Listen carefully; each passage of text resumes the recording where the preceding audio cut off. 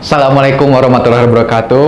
Masih ingat janji saya dengan tim Halal to Us bahwa saya akan melakukan kolaborasi dengan tim Halal to Us untuk bikin navigasi resto halal. Nah, oke teman-teman Halal to Us, nantikan collab saya dengan Halal to Us. Kita akan membuat navigasi resto halal di Jakarta.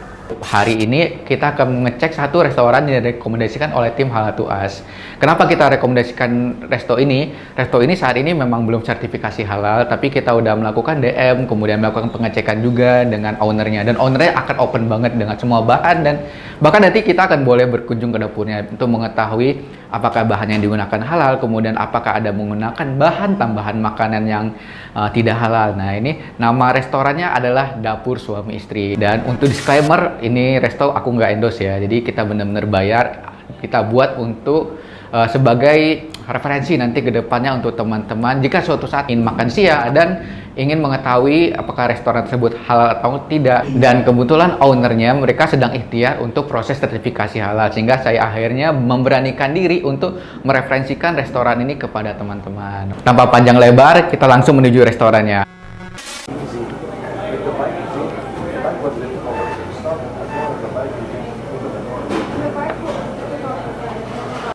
Nah, hari ini kita udah sampai di Dapur Suami Istri yang lokasinya ada di Cikatomas. Spesialisasi mereka adalah daging asap dan kopi. Kita penasaran kan sebenarnya apa sih yang menjadi titik kritis dari restoran ini dan kemudian rasanya seperti apa?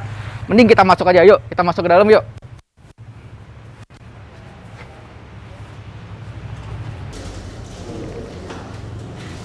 Nah, kita sudah masuk nih di dalam restoran Dapur Suami Istri.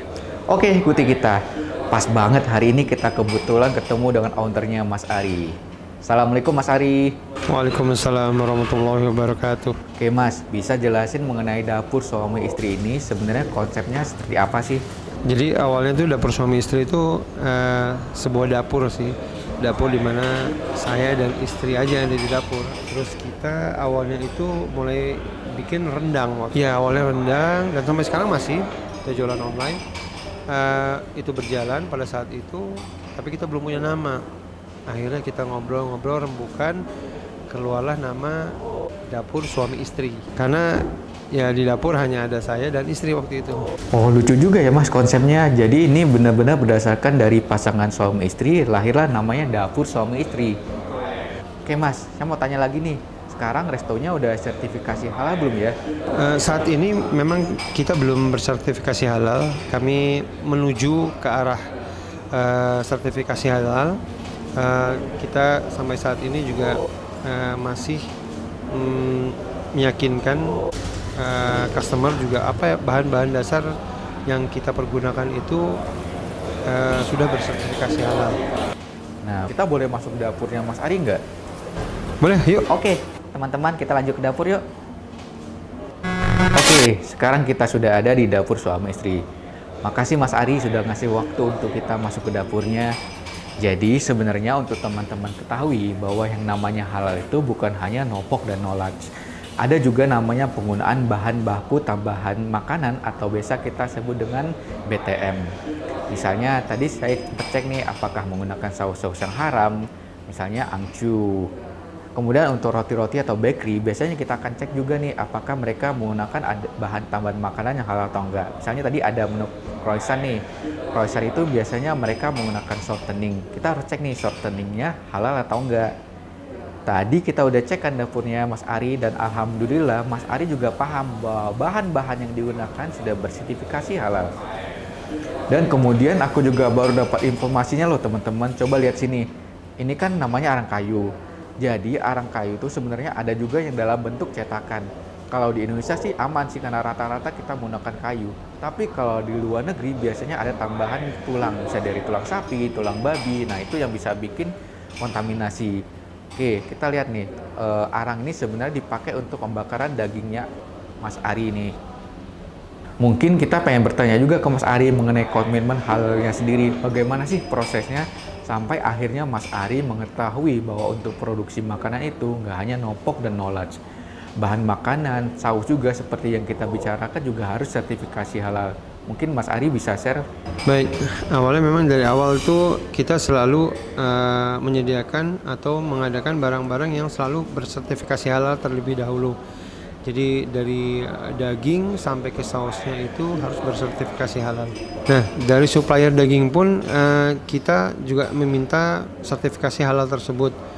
Walaupun memang itu barang impor datang ke Indonesia. Oh, justru malah impor yang banyak kita pakai ya Mas ya? Betul Mas. Dan yang selalu kita memastikan itu adalah bahwa barang-barang yang diimpor itu, terlebih itu daging, yang kita ambil itu tidak bercampur dengan daging-daging yang non halal. Bisa bikin kontaminasi ya? Betul. Jadi dari gudangnya atau pengantarannya pun itu juga sangat memungkinkan untuk terkontaminasi gitu loh.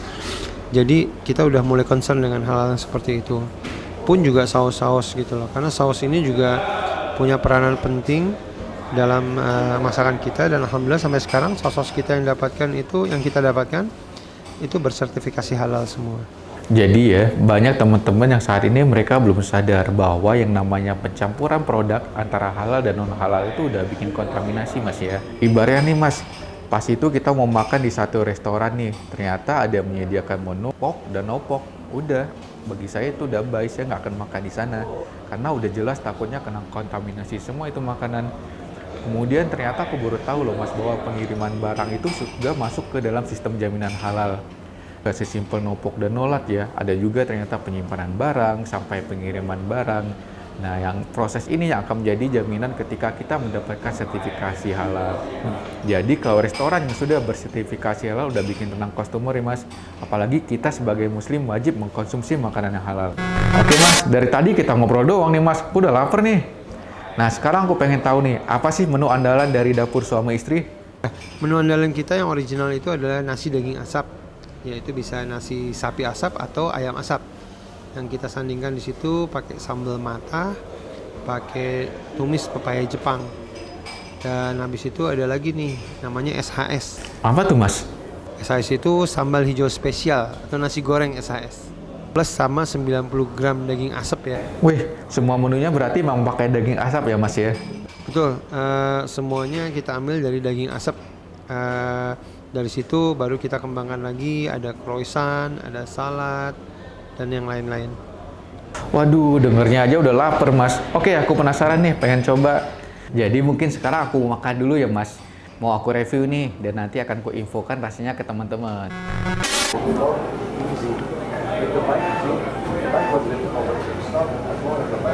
Nah, saatnya kita makan dulu. Hari ini kita akan makan 3 menu favorit dan andalan dari dapur suami istri. Yang pertama di sini ada namanya croissant daging ayam asap. Ini nasi goreng sambal hijau pakai daging asap juga, dan ini namanya adalah platter. Platternya daging asap dan ayam asap pakai sambal hijau dan sambal mata. Kita coba dulu ya. Bismillahirrahmanirrahim. Nah, aku mau coba dulu nasi goreng sambal hijaunya. Kita coba nasinya dulu ya. Nasinya pakai sambal hijau, digorengnya pakai.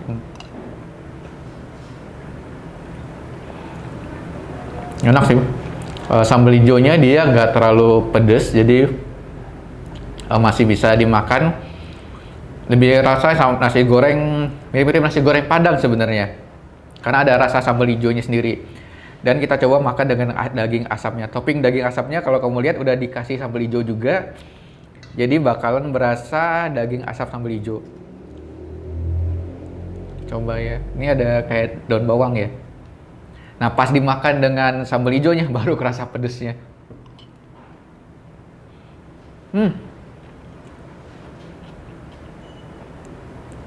Pas dimakan dengan sambal hijau dan kemudian dimakan dengan asapnya, ternyata nasi goreng jadi enak banget asli. Dia jadi harus dimakan barengan. Sambal hijau, kemudian dikasih sedikit potongan daging asap, lalu dimakan bareng.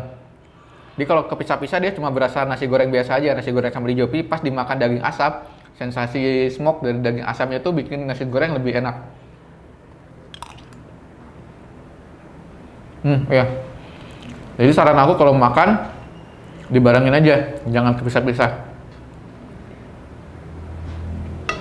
Sekarang kita coba.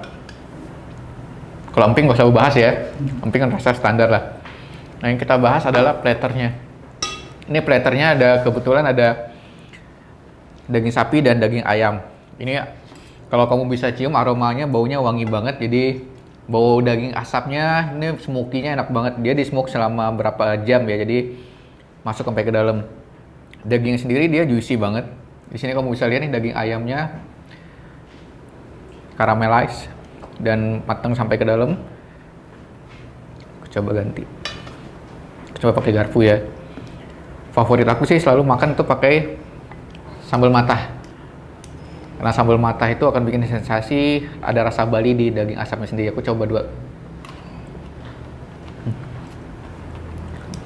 Sambal matahnya enak banget sih. Cabenya juga nggak terlalu pedas, jadi bisa dimakan sih. Dan ini ada juga daun pepaya ya, daun pepaya muda. Pepaya muda Jepang kalau nggak salah katanya. Jadi dimakan barengan aja.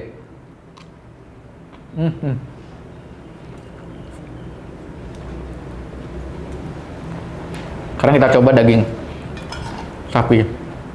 Daging sapinya lembut, jadi gampang banget dipotong. Daging sapinya impor. Kita coba tanpa sambal. Empuk, kemudian bau asapnya berasa, jadi rasa smoky-nya tuh ada di dalam mulut saat kamu makan, pecah dia. Sambal hijaunya lebih mirip sambal hijau Padang ya. Jadi berasa makan Padang dengan daging asap. Kalau aku lebih prefer, emang lebih suka dengan sambal matah. Karena sambal matahnya ini lebih fresh dia. Jadi lebih pas dimakan dengan daging. Jadi sensasi asamnya itu akan lebih masuk dengan si sambal matah. Tapi ini tergantung sama kesukaan masing-masing. Karena aku memang suka banget dengan yang namanya sambal matah. Kita makan dulu. Oke. Aku belum habiskan dulu ya nanti ya. Karena aku mau review dulu. Dan terakhir adalah ini ada croissantnya, ini unik banget. Croissantnya gede, dimakan dengan ada acar, daging asap, bawang bombay, ada wortel. Kalau kamu bisa lihat di sini, makannya sih harus dihap itu. Bismillahirrahmanirrahim.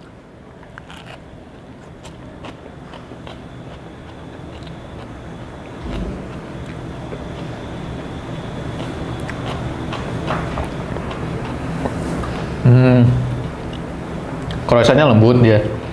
Kalau dimakannya harus panas-panas croissantnya. Kemudian di dalamnya lebih mirip dengan apa ya? Burger ya. Mirip dengan kombinasi burger, karena burger juga pakai daun bawang. Bawang bombay. Kemudian ada wortel, ada timun dan daging asap. Ini makan satu kayaknya kenyang banget sih kata aku. Aku coba makan dikit aja, tapi ini unik sih karena kita bisa makan croissant dengan daging ayam asap. Ini pengganti untuk yang lebih sehat ya.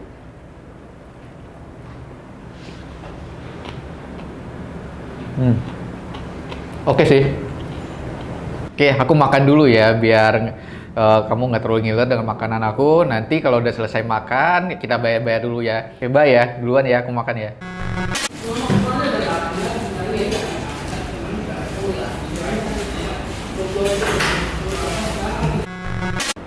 Mas Ari, aku udah selesai makan nih, mau bayar-bayar. Tadi aku makan nasi goreng sambal hijau daging asap, kemudian platter daging asapnya juga. Mas satu lagi apa? Croissant ya, croissant yang asap, ayam asap ya. Itu berapa harganya ya? Oke. Untuk platternya itu 80.000, porsinya cukup banyak ya, bisa untuk berdua. Kemudian nasi goreng sapi asap sambal hijau ini 52.000, dan satu lagi croissant ayam asapnya 40.000. Aku bayar dulu ya, Mas Ari.